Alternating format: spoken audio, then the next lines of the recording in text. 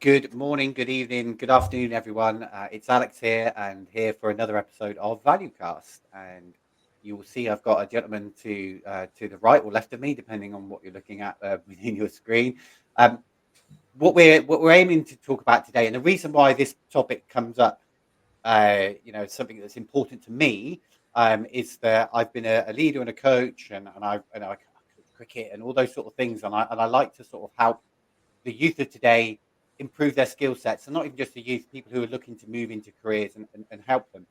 And one of those things with procurement and even sort of recruitment to a perspective is that procurement is always seems to be, from the people I speak to, a career that people fall into, right? It's never really, when I look back at my life, I never really was introduced to such things as procurement, or recruitment, or any of these sort of business related services that you only tend to find out a little bit later in your journey.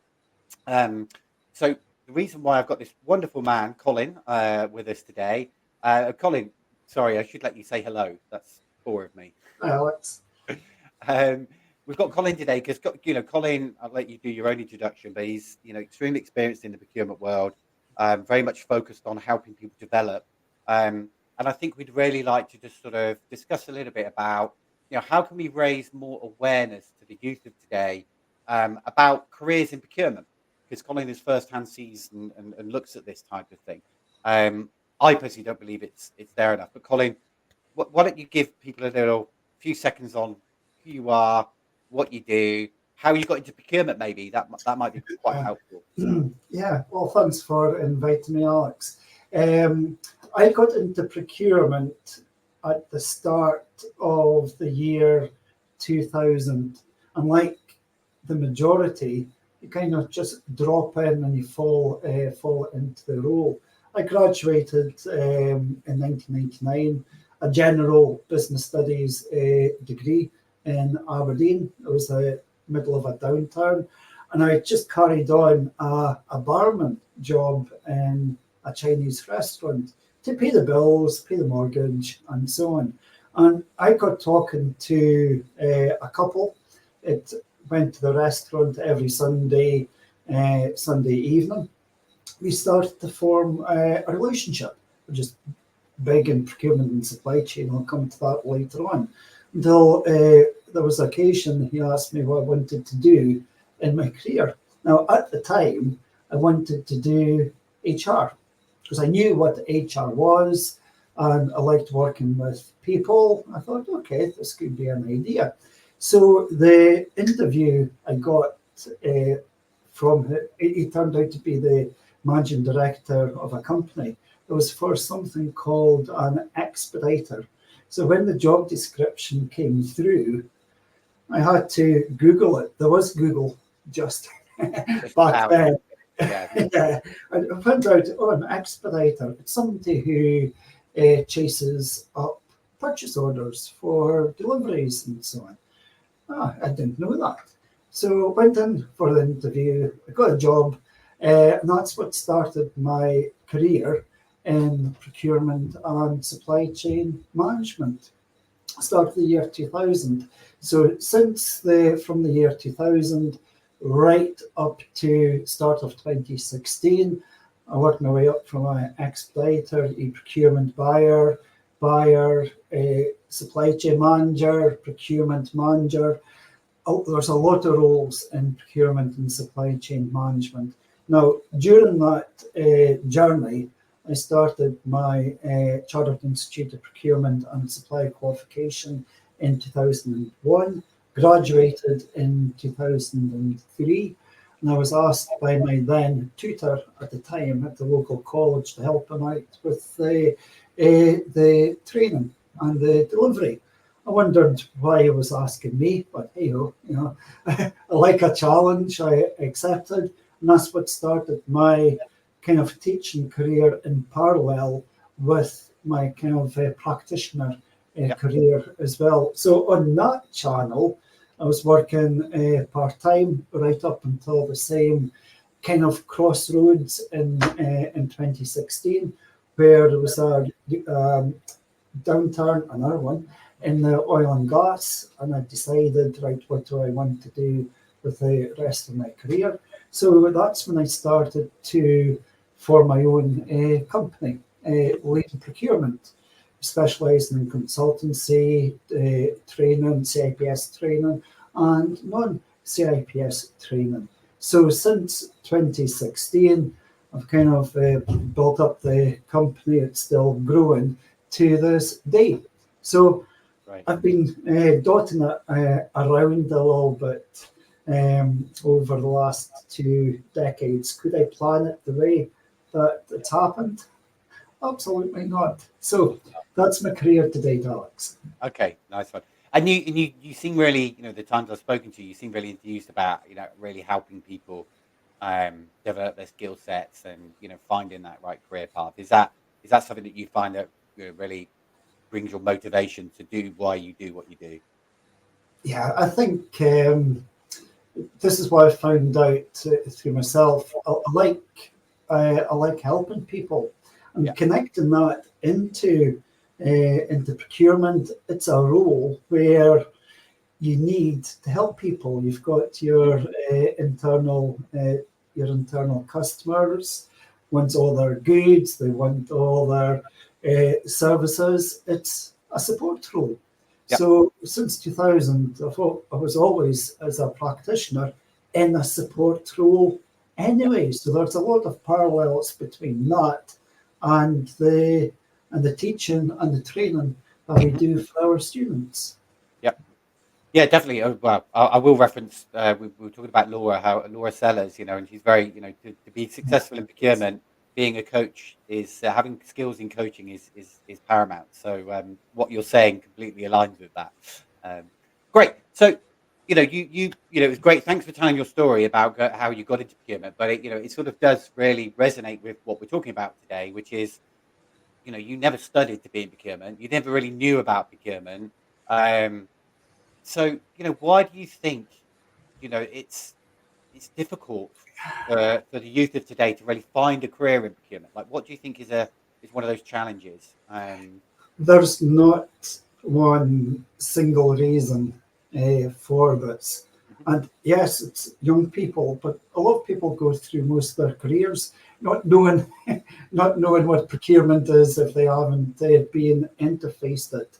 I've come up with 5 reasons. The first one, probably the biggest one, has been a total lack of awareness of what procurement actually is. Last month, I went into Academy and we did an awareness session of general business services. Around 15, 16 years old at the time they're making their career choices. I went through a little bit about general business services, and I put an electronic form on, and I said to everyone, look, where do you see yourself? What function do you see yourself working in your career? And that was the usual sales, marketing, HR, finance, and procurement was in there. And even though I had was quite an extensive list, not one person selected procurement, not one. And it was 4 sessions during the day, so there was well over 60 students. And later on in the session, I came to the procurement section and asked the students, pupils, do you know what procurement is? I think out of the plus 60, one person knew what procurement was, and they associated it with purchasing. Mm-hmm. So then I asked each class, does everyone know what purchasing is? Yes, we know what purchasing, buying, shopping, going out and getting stuff. So that terminology has changed over the last few decades. SIPs themselves used to be called the Chartered Institute of Purchasing and Supply. Now it's called the Chartered Institute of Procurement and Supply. And there's many rules of thought says, well, purchasing is your lower level tactical, transactional type of procurement, and procurement is more strategic, more higher level. And I totally agree why that transition needs to be done, and it has been done. But I think there's ramifications that nobody thought about during this transition, and that is it loses a little bit of its identity just from the terminology, just from the wording. You could imagine somebody, a school leaver, getting a booklet and looking at all the career options. They will go for the ones that they're able to identify with the quickest. There might be dozens in procurement. I don't know what that is. No. I'll ignore it. Yeah. I'll move it on to the next. So what the solution is to the terminology, I don't know, because terminology and procurement is generally, the range is quite vast. Globally, there's some countries that call some concepts, the exactly same concepts, differently. There's no standardized, commonly understood definition in a lot of the areas. But certainly when we're talking to schools, young people earlier on in their career, you've got to connect that purchasing. I'm not saying substitute it, I don't know yet, but it needs to be connected to the procurement. Yeah. And I saw that very, very easily on that one day. Yeah. They knew what purchasing was, they didn't know what procurement was. Yeah. No, it's a very fair point, because you would, but I suppose that's the, where you look at, my younger years. My wife used to work in procurement back in early 2000s, right. And it was very stereotypical around purchasing, right? It was very transactional. That's the way it was. But procurement has changed over the years and continues to evolve to add more value to the business and connect the business. And but yeah, how do you demonstrate that to people wanting, to try and make them understand, like, it isn't just purchasing is a very important part of it. Yeah. But there's all these other factors, isn't it? It's crazy. Yeah, I think with school age, with pupils, you need to start small. If you talk about higher end stuff, things like strategy, logistics, ERP systems, extended supply chains, regulation, legislation, you've lost them. And it's the same with most business functions. You need to start simple and start small. Get them into creating that awareness, creating that association. One of the girls in the same day I was talking about, she wasn't taking much of an interest to begin with. Mm-hmm. But then I asked her, okay, do you like shopping? And she was, yeah, I like shopping. Okay, good. We're going somewhere here. What do you like shopping for? I like shopping for clothes. Yeah, okay. What's your favorite brand of clothes? And she said, Zara. So I asked her, well, how would you like to be a buyer working for Zara? And her kind of eyes lit up a little bit. And what do you think that will involve? Say a Zara handbag. Okay? What kind of things if you were a buyer in Zara, what kind of things would you need to think about? I had a discussion. Where would we get the material? What kind of working conditions will the handbags be put together? Mm-hmm. How environmentally sustainable is the material made of? How much does the material cost? What quality do we need to satisfy our customers? How much of this material do we buy? Where do we store it? And it just goes on and on and on and on. But it all started with, how would you like to be a buyer in Zara? Yep. And when those lights come on, you've got them. You can work with them. It's getting to that eyes wide light bulb moments. Mm-hmm. Yeah, and you're very right. But it's interesting though, because you studied business studies at school, right? And I did too, but I never really can resonate back to my studies where I could link what I was doing to procurement or purchasing in any way, shape, or form. It sort of got, I suppose, it was down to one your own understanding of what that meant, and yeah, your sort of mentors at the time. And I never really had never really had that at all. Um, and it's a shame, really, because I think especially when you look at what the government's doing right at the moment, there's such a big emphasis on on procurement, not just on the cost saving side, but there's a real focus on these new legislations that are coming in. But yet, I don't understand why they're not focusing on feeding it from a very young age and trying to help make sure that people are progressing into careers like that. Maybe they are, but I don't see it. Maybe you do. It started.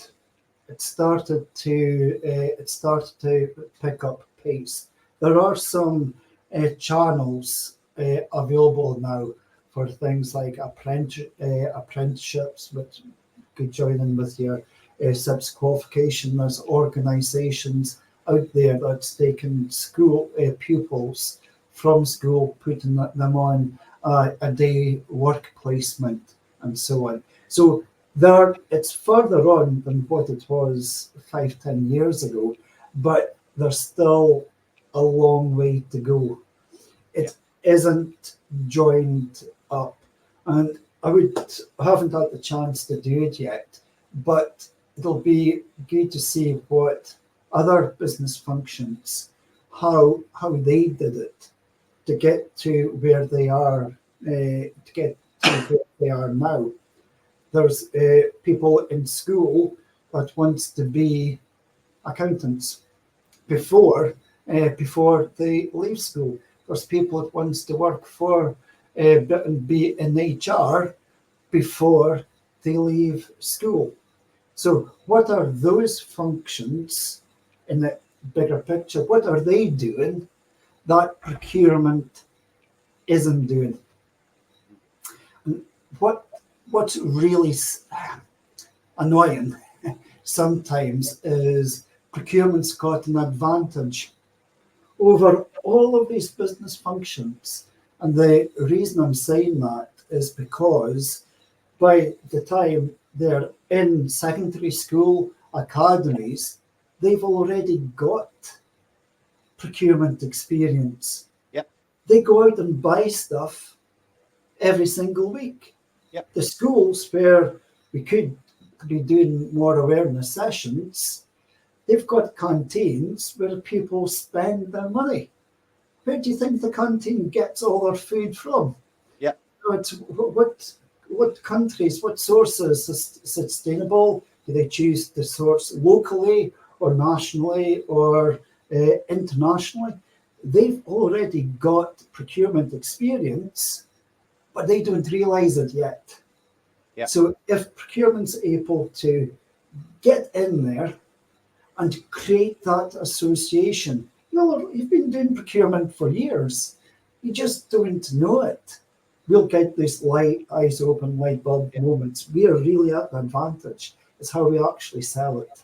Yeah, it makes perfect sense because you look at a lot of things that you would do at that age, and even I never remember when me and you were back in school, it was very early 90s or late 80s, very very very long time ago.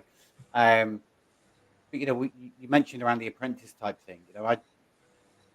I didn't feel back in those days that really not enough was done at all. Like I don't remember any discussions back then, and even when my wife went into procurement back in early 2000s, she fell into it. She wasn't looking for a procurement job and didn't understand what it was. Mhm. And I think the reason I bring it up is around the apprentice piece. Like, do you think there is more that businesses can do, right? Because we see a lot of people on LinkedIn and other social media saying about how good procurement is and how much value it brings to business. And we both agree that, right? We both know the value that it can bring.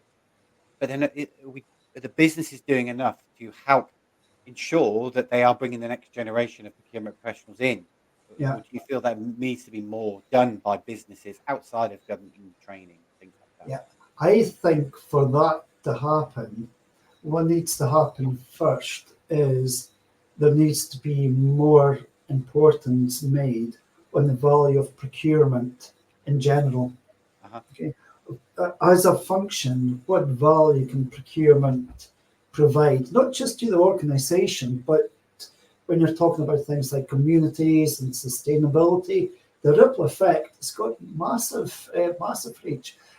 That needs to be sorted first. There are some organisations, some industries, some sectors that are further on than others, and they've got a really good developed graduate training program. We've got some students going through it just now, but you've got to have that tie-in, even if awareness is created from at schools. They need to know, well, what options have I got? Mm-hmm. What do I do now? What's next? And yes, I agree, more needs to be done, not just to create awareness. Okay, you could tell somebody procurement's a job for you and then just go away. There's got to be some more robust channels and frameworks in there, so they've got pathways to follow to actually make the bridge from school either into work or into universities. Mm-hmm. When I did my undergraduate degree, there wasn't even any specialism in procurement and supply chain management. The most that they had was logistics, and that was just a single module right at the end. Mm. So I do know there's some undergraduates that courses that are starting to introduce procurement, but it's the same concept, just moved up a few years. People are going into business degrees, they're selecting their subject, and then they look for jobs in that subject. So if there's no specialisms in procurement, supply chain management in that degree, they'll do exactly what I did and choose what's there. And I chose HR. And I left university looking for a HR job. Interesting. It's yeah. I do sometimes think, so businesses can do more. The government could probably do more, but obviously they've got a lot on their back. But when you look at SIPs, right, you work a lot with the Chartered Institute of Procurement and Supply Mhm. Chain. So what do they do to sort of help those younger years? Do you believe that more could be done that way as well, or do you think Well, there's really good channels for that? SIPs themselves in England and Wales, they've got the apprenticeship programme. And I Okay. believe that's been really successful because that usually gets funded as well. So there's incentive for employers to actually bring on apprenticeships, and that combines the experience. They're getting trained up into procurement or procurement related roles and go through the SIPS qualification at the same time. Mhm. So they're actually learning a globally recognized qualification and getting experience in parallel. So that's only a few years old now. But again, just going back to what I'm saying, there are things that's starting to happen, Yeah. but in some areas, not happening quick enough. But the momentum is building. Yeah. The momentum is building for the Yeah. changes. Yeah. Well, it's a bit like, when you look at our trying to pull sort of examples across here, but before our British athletics team or Olympic team had lottery funding, right? Look at how much of a mess that was, right? There needs to be some sort of injection and consistent injection over a period of time. So it's good to hear from you that you feel that started, but Mhm. it's how does that continue to stay in movement, and what more can, and there's no answers here, right? But it's more, more people within the career need to take some time to reflect and help and support, right? Because if they're passionate about the industry they work in, you know, you've got to make sure that it continues to grow and continues to evolve, because there's nothing worse than saying, oh, great, I had a wonderful career in procurement, but actually look at all these people coming up from me if there isn't anyone. Why is that? And that's the sort of situation I feel that you're trying to trying to counteract. And Yeah, it needs more than just you to do that. Obviously, there are more people, of course, but you know what I mean. and there's actually a bit of an angle we haven't discussed yet. Some of the best procurement people I've worked with are and teaching, going through the SIPS diploma, are the ones that have come in from other functions. Just like your life. I know people have come in from sales, marketing, the warehouse, finance, and because they've got good exposure on in a different Yeah, function, they're quite closely connected into the procurement supply chain function, because yeah, essentially every department in an organization needs goods and services. It's very hard to work in an organization and just don't have a clue who works in a procurement and supply chain function.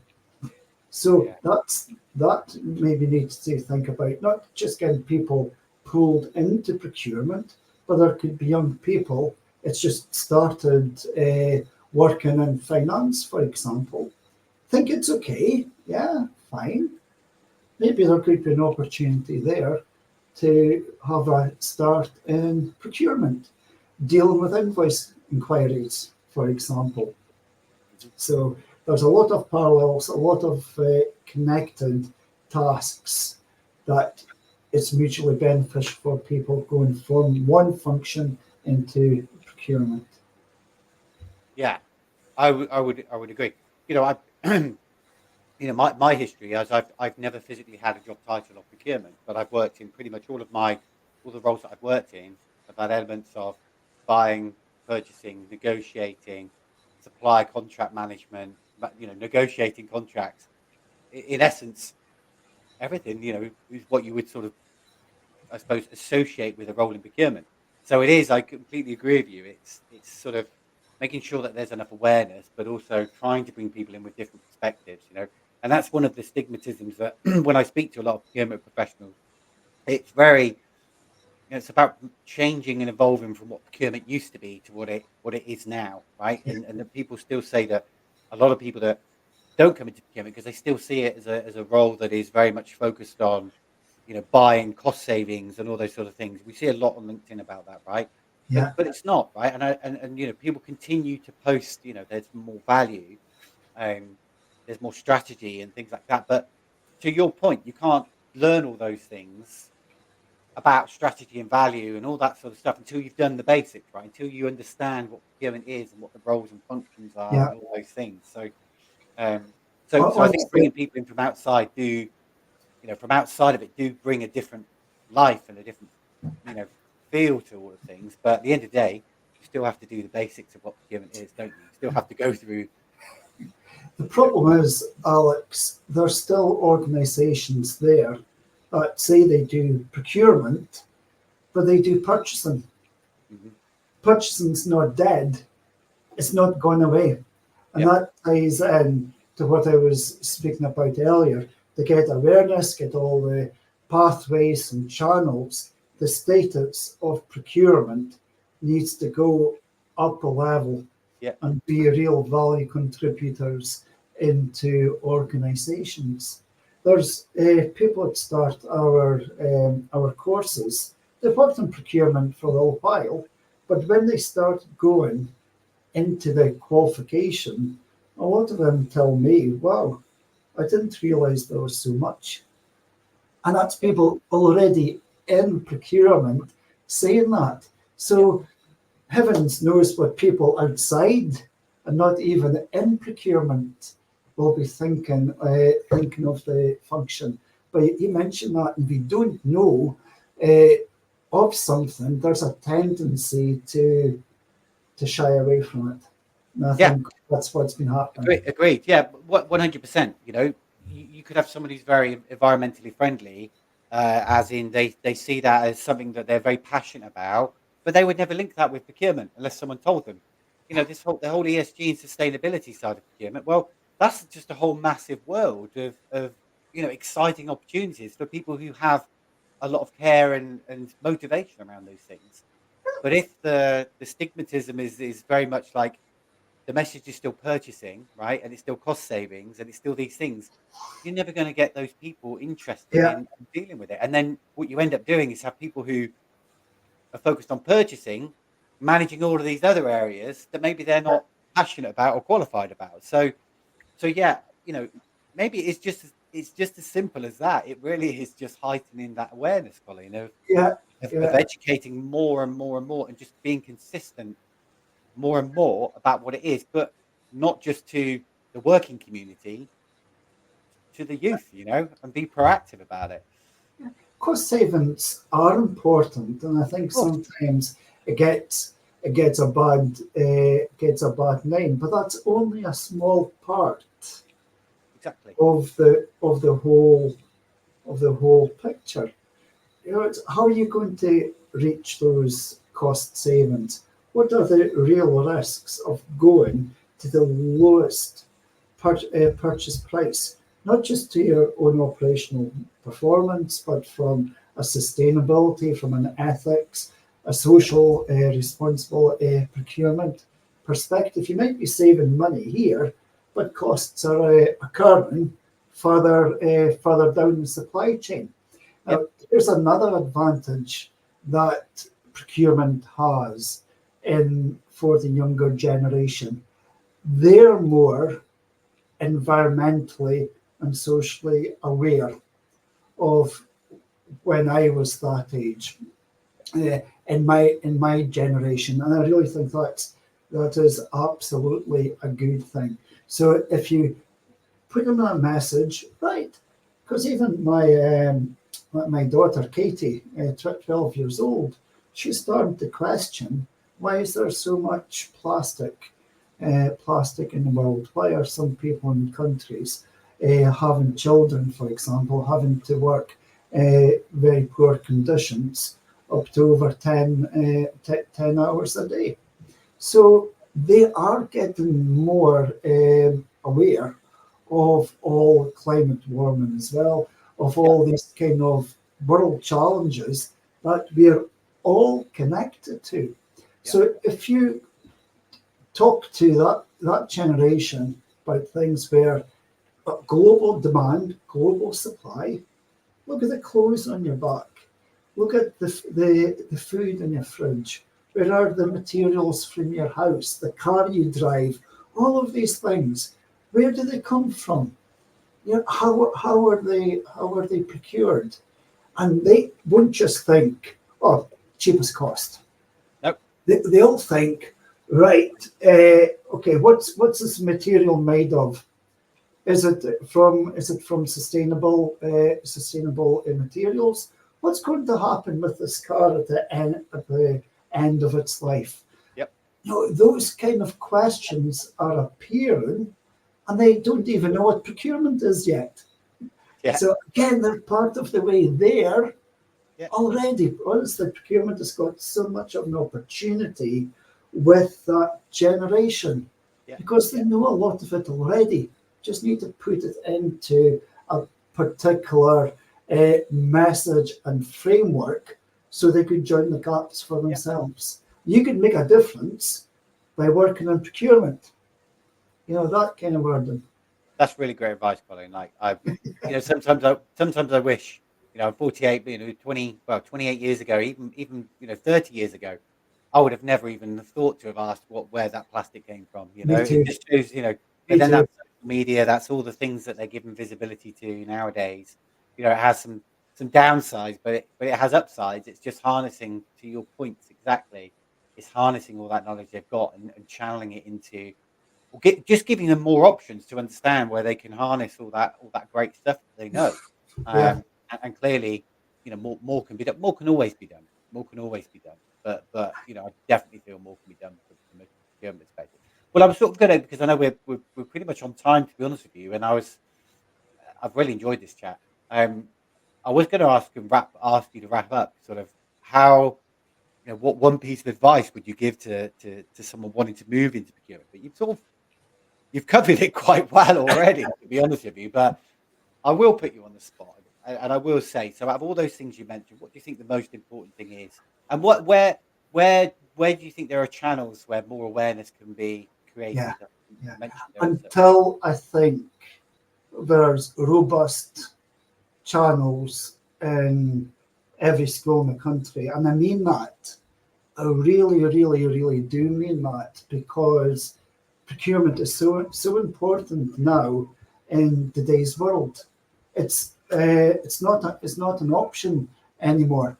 We should have an awareness, even if it's only an hour, 2 hours, um, either in the teaching program, somebody coming into the schools, just to create that awareness so they know there's a career in them.